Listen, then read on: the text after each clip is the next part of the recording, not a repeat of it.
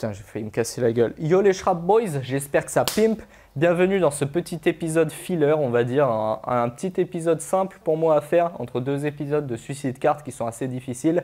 Donc voilà, ça me fait du bien, ça fait longtemps que j'ai pas fait de review de choses sur la chaîne et j'ai la chance d'être youtubeur et la marque Ulefone m'a contacté pour m'envoyer un téléphone pour mon utilisation personnelle et je me suis dit, ok, tant qu'à faire, je fais un petit épisode, un review et je demande en contrepartie à la marque de m'envoyer deux téléphones et le deuxième, c'est le 11T que je vais vous faire gagner en fin de vidéo. Pour la petite histoire, j'ai mis ici par ordre chronologique tous les téléphones que j'ai eu dans ma vie. J'ai essayé plein de marques, plein de modèles et ils m'ont tous très lâchement abandonné, soit par des raisons logicielles, soit par des raisons physiques. Bon, déjà celui-là, le système était tellement pourri qu'au bout d'un an, j'arrivais même plus à taper un texte sans attendre 10 secondes avant que chaque lettre pop.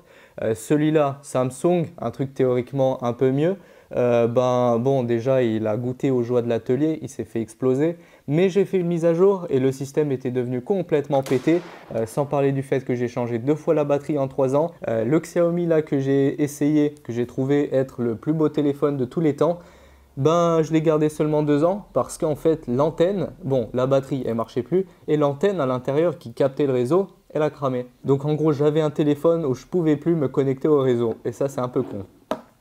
À partir de ce moment-là, cette étape de transition, là c'était le moment où je traînais beaucoup avec mon pote Jean, donc c'était fin lycée. Et on en avait tous les deux marre de se faire farcir à chaque fois qu'on achète un téléphone. Il nous fallait quelque chose de robuste pour assumer le fait qu'on le traîne dans un atelier, qui se prend des copeaux, qui se prend du schrap, qui tombe par terre sur la dalle, etc. Et il s'avère que mon pote Jean, il a trouvé une marque qui s'appelait Ulefone. Il s'est dit vas-y j'achète. Donc il a acheté le premier Ulefone. Je vous mets une photo ici. Ça se voit à sa gueule, il n'a pas été tendre avec lui. Donc il lui a mis cher pendant genre 5-6 ans et le téléphone a tenu la route. Bon, il a crevé à la fin quand même. Mais du coup, ça m'a mis en confiance avec la marque Ulefone que pas grand monde connaissait. Et j'ai sauté le pas moi aussi et je lui ai pris le Ulefone Armor 6. Et ça fait 4 ans et demi que je l'ai. Il marche encore impeccablement, déverrouillage. Par empreinte digitale, bref, il n'a aucun problème. J'ai envie de changer par un truc plus moderne et ça c'est très con parce que je suis contre la surconsommation, mais bon, moi j'ai des occasions, voilà, je suis un connard, tu vois, la marque elle m'a envoyé un email, elle m'a dit tu veux tester, j'ai dit oui, forcément parce que j'aime bien leur marque et parce que maintenant j'ai confiance et c'est pour ça que voilà, j'ai accepté le fait de faire cette vidéo en échange de 2 téléphones, dont celui-là que je vais vous offrir, c'est le Ulefone Armor 11 qui est plus moderne, mais en gros les deux ils sont très similaires, franchement ils sont très similaires. Premier truc de ouf que je trouve sur ces téléphones, en tout cas je suis peut-être un homme facile mais ça m'aguiche, c'est les caméras thermiques. Non seulement ça ne court pas les rues, mais en plus c'est pas fait par des clowns. Les caméras thermiques sur ces deux modèles sont faites par FLIR. Et FLIR c'est genre le leader mondial de la caméra thermique. Donc pas n'importe qui peut se pointer chez le patron de FLIR pour lui demander de développer une caméra thermique rien que pour lui. Je trouve ça plutôt stylé et surtout je trouve ça vachement utile dans la plupart des métiers. Je vois bien ça être utilisé par exemple par des électriciens. Tu prends la caméra thermique et tu regardes dans ton réseau électrique où est-ce que tu as des échauffements, tu vois, des potentiels fils qui sont trop fins, un truc pas aux normes, etc. Ou encore, je sais pas, trouver des pertes thermiques dans son habitation. Là, si je regarde ma porte de garage, je vois que j'ai des grosses pertes thermiques à ce niveau-là, ce qui est logique, c'est du bois tout fin. Je m'en sers aussi pour vérifier dans la mécanique, tu vois, je regarde des moteurs. La dernière fois, dans la dernière vidéo, je m'en suis servi pour voir quel était le cylindre qui ne fonctionnait pas sur les 4. C'était hyper rapide, tu peux le faire autrement en enlevant la pipe de la bougie. Mais bon, si tu as ça, tu regardes dans une photo, bim, tu sais direct quel échappement ne chauffe pas. Encore un truc qui m'aguiche sur ce téléphone, c'est qu'il est fourni avec un endoscope. Alors là, je parle du Ulefone Armor 9, le Armor 11T que je vous offre à la fin de la vidéo n'est pas équipé de l'endoscope. Mais en tout cas le 9, il possède une caméra, une micro-caméra minuscule qui est au bout d'un long fil rigide qui te permet de diriger la caméra dans des orifices profonds, humides et sombres. Ah, une chose est sûre, c'est que tu peux faire sûrement top 1 dans la catégorie chelou sur PH en faisant les puff shots les plus insane de la galaxie. Mais pour pas me dissiper, en gros, ça peut te permettre de regarder des trous qui sont bouchés à des endroits, je sais pas quoi, mais tu vois des canalisations que tu peux aller explorer. Tu peux chercher où est le problème, où est le bouchon ou le caillot. Tu peux aller explorer le cul d'une poule pour voir s'il lui reste des œufs. Tu peux explorer aussi l'intérieur d'un moteur sans avoir à l'ouvrir par le petit orifice de la bougie. Mais évidemment, ça c'est bien cool, mais ça a ses limites. Pour qu'il y ait suffisamment de lumière pour voir quelque chose, ils sont obligés de dropper les FPS. Donc je pense que tu vois genre à 10-15 FPS et la qualité, ça reste du 720p, tu vois. Donc t'attends pas à des trucs de ouf, mais attends-toi à pouvoir dépanner des choses à l'aide de ça. Un truc sur lequel je vais être assez critique, peut-être même trop critique d'ailleurs, parce que vu depuis le temps que je fais des vidéos sur YouTube, vous avez compris que je suis un passionné de photos et vidéos et ces téléphones-là me satisfont pas dans ces domaines-là.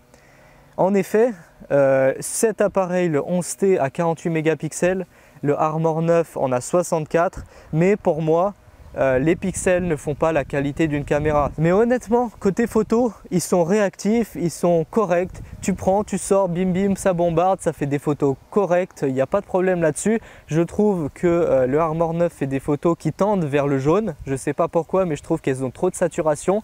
Et au contraire, je trouve que le 11T a trop de contraste et pas assez de saturation. Par contre, en ce qui concerne la vidéo, donc pour le commun des mortels, ils sont largement suffisants. Pour moi, je ne peux jamais me permettre de faire une vidéo avec ce téléphone parce que non seulement il n'est pas stabilisé, déjà que mon Lumix là avec lequel je filme, il n'est pas stabilisé et franchement, ça me fout la gerbe.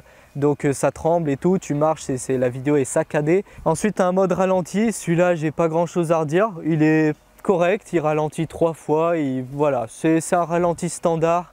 Il n'est pas à la hauteur des derniers iPhones et tout ça, loin de là, mais il est quand même sympathique. Donc quand tu es dehors et tu as pas mal de lumière, je vous mets l'extrait ici, vous jugez comme vous voulez. Un truc qui m'a toujours fait marrer sur mon ancien téléphone, c'est tous les gens qui me demandent « c'est quoi ta coque ?» C'est pas une coque, c'est mon téléphone. L'avantage, naturellement, c'est qu'il pardonne la plupart des bêtises, des négligences du quotidien. Oups. Comme par exemple la fois où j'ai tourné une outro et je me suis jeté sur le lit, il y avait mon téléphone et ça a fait trampoline et ça a éjecté le téléphone à 2 mètres et il s'est explosé par terre. L'inconvénient, c'est que du coup les téléphones ils sont gros, sont épais et surtout il y a du plastique sur les coins. Vous voyez, les côtés ils sont faits en aluminium, mais les bords, les coins, c'est normal que c'est du plastique parce que le polymère, c'est ce qui absorbe le mieux l'énergie. Donc fin mot de l'histoire, c'est un téléphone qui est durable, solide et relativement incassable. Je peux le dire, vu que j'ai essayé de casser celui-là, j'ai pas réussi. Après, je dis ça, mais en vrai, si tu essayes de le casser, tu vas y arriver, rien n'est incassable. Ou alors, si tu n'as vraiment pas de chance et tu le lâches, il tombe pile sur un petit caillou, une petite pierre qui va amorcer une rupture dans ton écran. Là, tu n'y peux rien, c'est vraiment la faute, tu n'as pas de chance. Mais dans 90% des cas, ou même 99% des cas des chutes du quotidien, franchement, tu peux être serein, ton téléphone, il n'aura rien. En ce qui concerne les processeurs de ces deux téléphones, le 11T, qui est forcément un modèle vachement plus récent que le 9, possède un processeur récent, donc un Dimensity 800, qui est un processeur plus récent et réputé pour être relativement puissant. Ce n'est pas le plus puissant du marché, je vous mets des benchmarks juste ici. Moi, les benchmarks, ça ne me parle pas, mais si ça peut vous aider à faire des comparatifs, je vous ai mis le score juste ici. Comme j'ai dit, ce n'est pas le plus puissant du marché, mais il est puissant et vous pouvez rouler n'importe quel jeu. Je parle de jeu parce que c'est un bon critère pour évaluer la puissance d'un processeur. Mais en soi, que ce soit même avec le Armor 9 qui possède un processeur plus ancien, tu arrives à jouer à tous les jeux. En ce qui concerne le système, en général, c'est valable sur les deux téléphones, c'est des Android qui sont assez classiques. Quand je dis assez classique, ce n'est pas péjoratif, c'est juste pour dire que c'est un Android qui est assez sobre et assez épuré et assez cru. Donc c'est juste un Android qui est calqué dessus. C'est pas quelque chose qui est bourré de plein de widgets, de surcouches, de trucs à chaque fois que tu bouges bizarrement sur l'écran, ça fait des galipettes ou je sais pas quoi. Non, c'est juste des pages défilantes classiques, des logos classiques. Et d'un autre côté, si tu es quelqu'un qui cherche des galipettes, des widgets de fou et des trucs, des fonctionnalités, je sais pas, tu secoues dans un sens et t'as je sais pas quoi qui pop, non, ça t'as pas. Cherche pas, t'auras pas. Après, une chose qu'on ne peut pas nier, vous l'avez vu sur les screens des benchmarks, le système du Armor 11 est globalement vachement plus rapide. Donc tout ce qu'on lance se lance plus rapidement, il est globalement plus réactif dans son système. Il est aussi plus petit, plus compact, plus léger et un peu plus agréable à tenir dans la main à la longue. Mais on va le voir dans la partie juste après que finalement tout est une histoire de compromis parce que le Armor 9 il possède des caractéristiques et des trucs en plus que le Armor 11 a fait omission. Donc il faut juste savoir qu'est-ce qu'on recherche. Moi je sais que je m'en fous de perdre quelques microsecondes sur le système, donc je vais plutôt me tourner vers ça.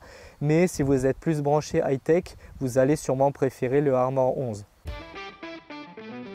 Des particularités physiques que je trouve que c'est une très belle mentalité sur le Armor 9. Malheureusement, je délaisse un peu le Armor 11 parce que mon préféré c'est le 9 et je vais vous expliquer pourquoi.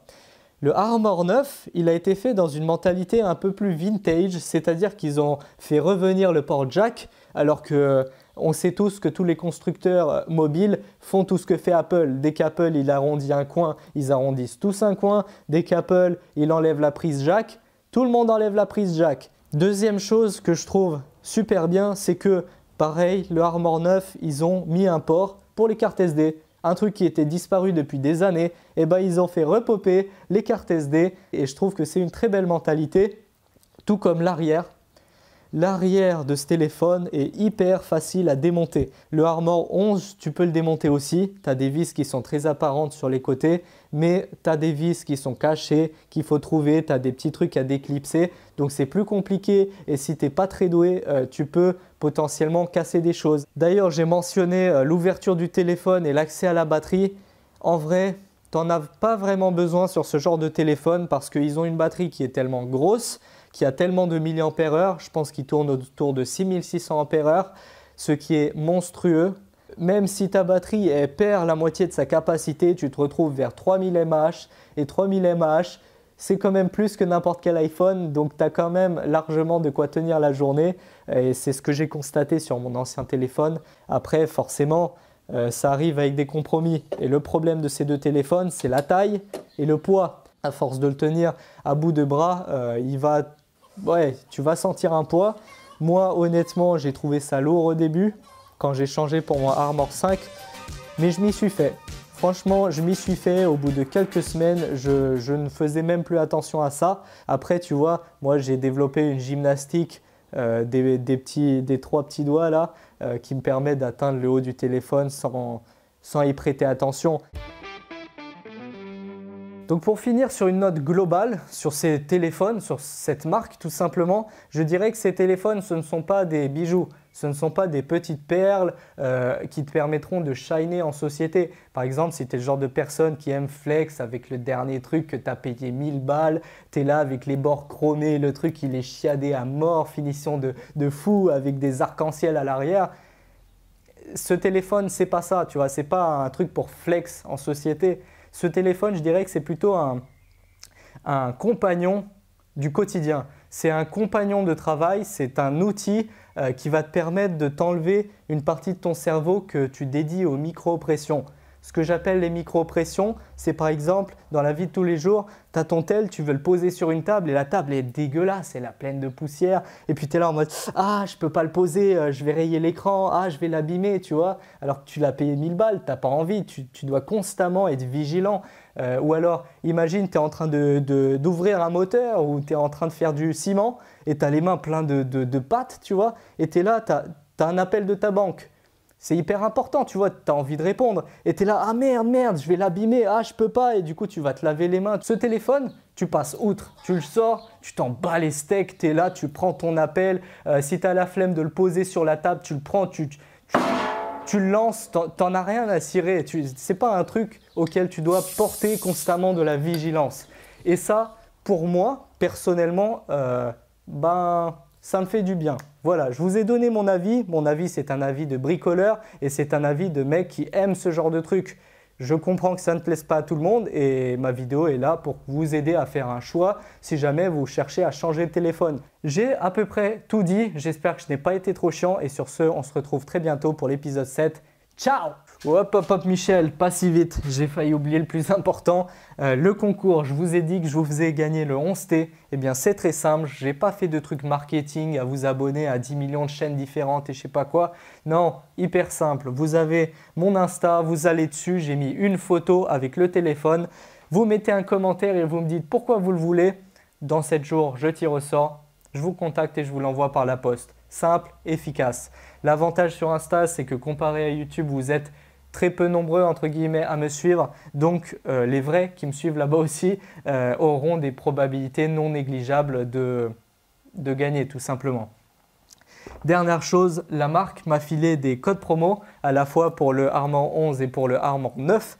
Donc si jamais, dans le cas où ces téléphones vous intéressent, je vous ai mis un lien Amazon avec à chaque fois un code promo qui vous permet d'avoir moins 50 € de réduction. Donc, enfin, 50 € de réduction parce que sinon, moins et moins, ça fait plus. Bref, tu connais. Donc voilà, 50 balles de réduction et sur ce, bisous x2.